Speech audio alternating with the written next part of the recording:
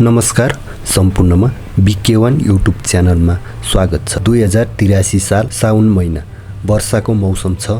खोलानाला बढेका छन्। हाम्रो देशको भौगोलिक बनोट अनुसार बाढी पहिरो जाने सम्भावना बढी रहेको छ।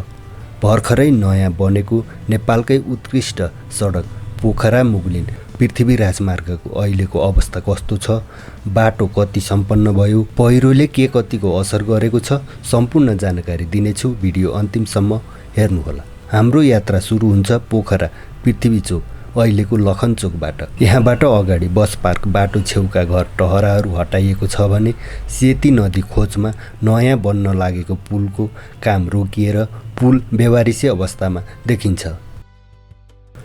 यहाँबाट अगाडि अमरसिंह चोक तर्फको बाटो पनि अझै सम्पन्न भएको छैन।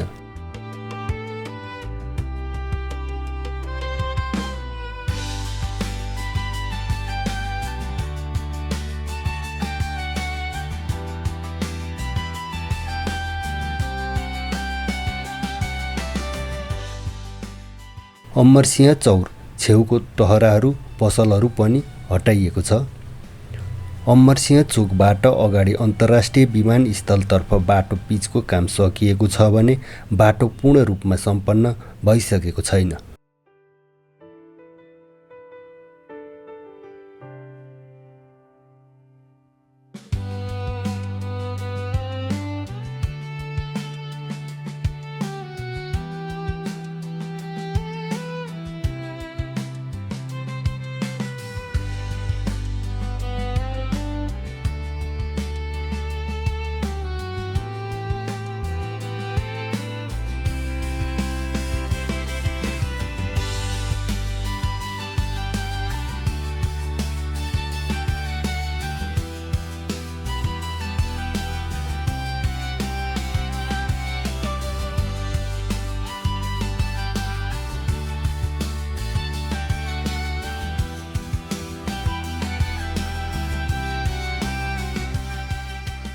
विजयपुर खोलामा नयाँ पुल बनेको छ भने पुरानो पुल छोडेर नयाँ पुलबाट दुईतर्फ गाडी आवतजावत गरेको हामी देख्न सक्छौँ।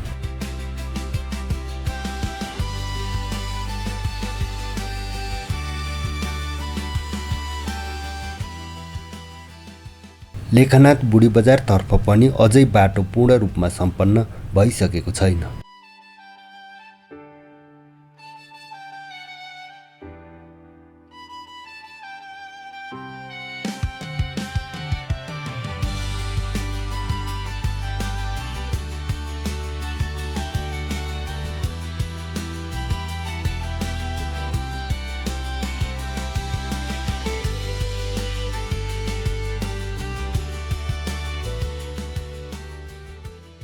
बुढी बजारबाट अर्गु चोक तर्फको सडकमा पनि एक तर्फको फुटपाथ सडक अझै बनेको छैन।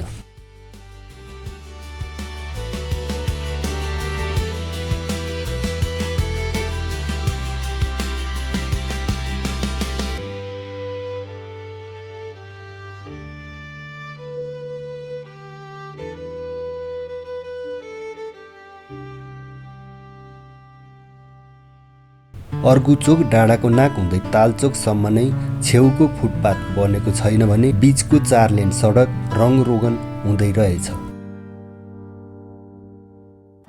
तालचोकबाट अगाडि गगनगौडा तर्फको सडकमा भने सबै पिच भइसकेको छ भने सडकमा रङ लगाउने काम चलिरहेको रहेछ।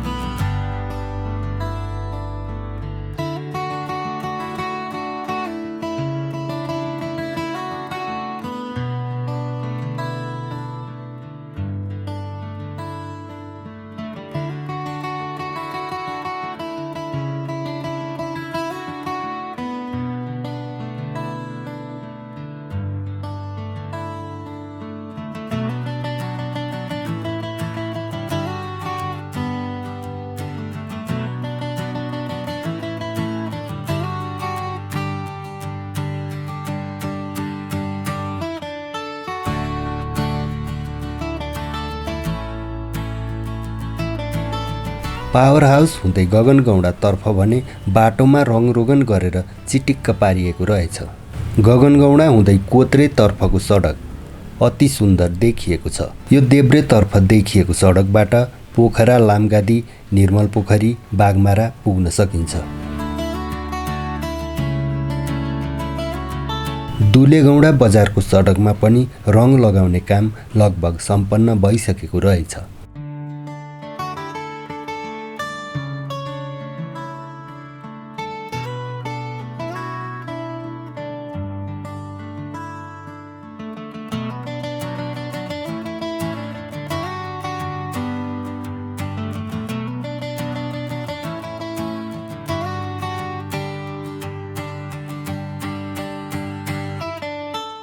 दुलेगौंडादेखि बेलचौतारा हुँदै खैरेनीटारतर्फको सडक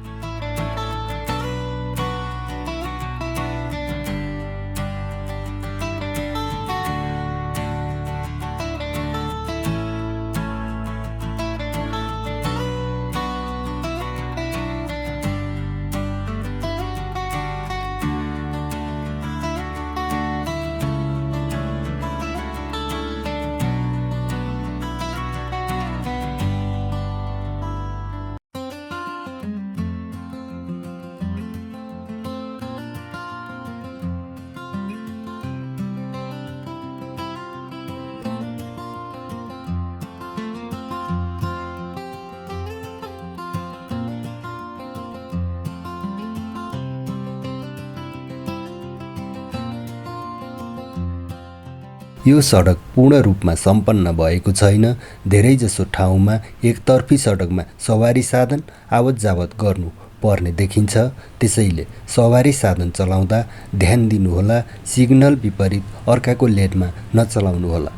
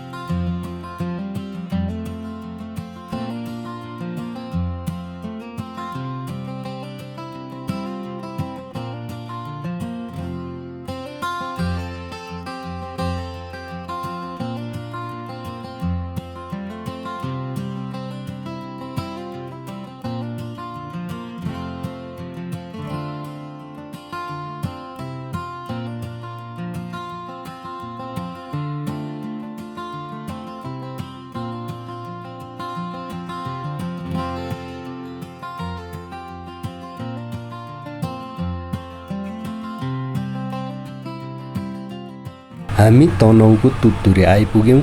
यहाँबाट आबु खैरेनीसम्म नै बाटो पूर्ण रूपमा सम्पन्न भइसकेको छ भने बर्खाको बेला भएका कारण कहीँ कतै पहिरो गएको हुनाले सडक एकतर्फ बन्द भएको छ।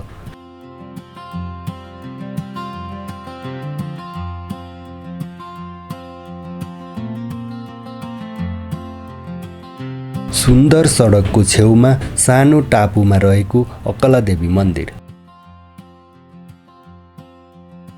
यस सडकमा नेपालको हरेक कुनाबाट मोटरसाइकल प्रेमीहरू राइडिङको लागि आउने गर्छन्।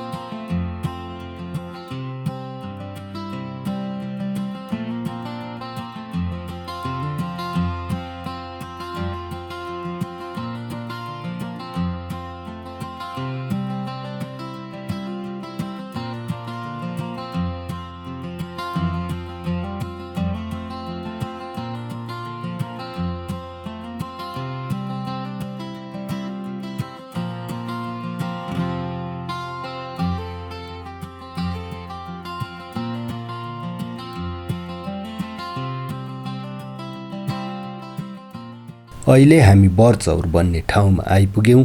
यहाँ पनि सानो पहिरोका कारण एकतर्फी बाटो बन्द भएको रहेछ।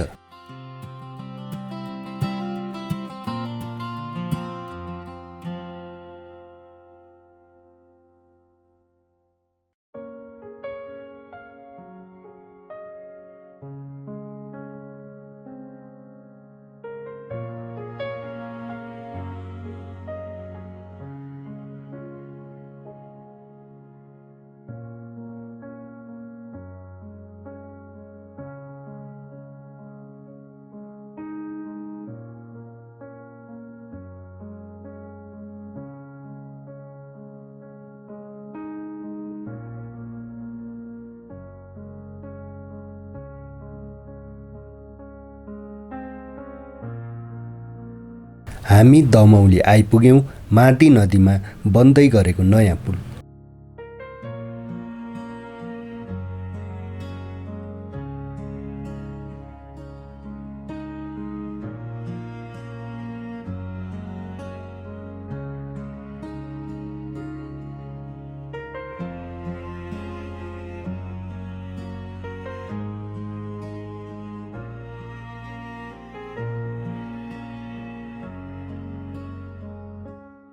दमौली बजारको सडक पूर्ण रूपमा व्यवस्थित भइसकेको छ।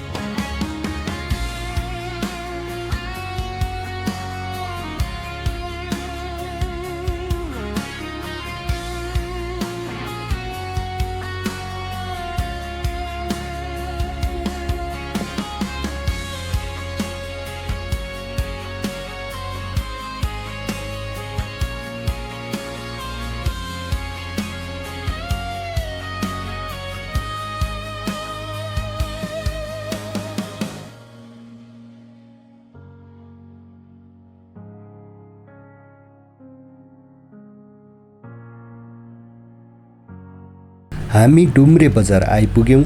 डुम्रे बजारको सडक पनि निकै सुन्दर देखिएको छ।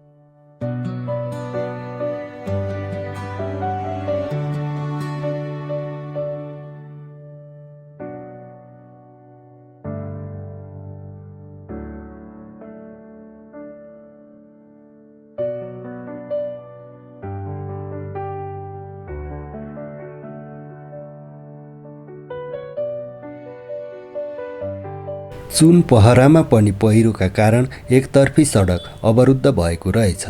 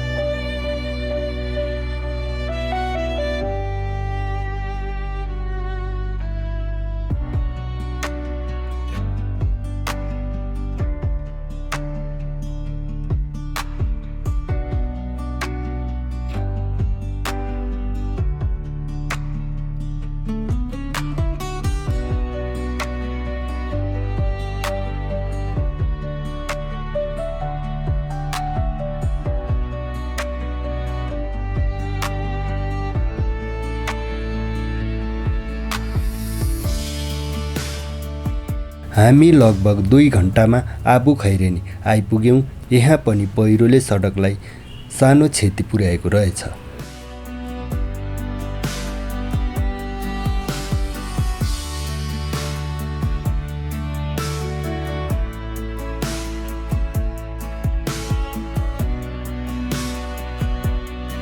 पोखराबाट आबु खैरेनीसम्मको 4 लेनको सडक वास्तवमै इन्टरनेसनल लेभलको रहेछ।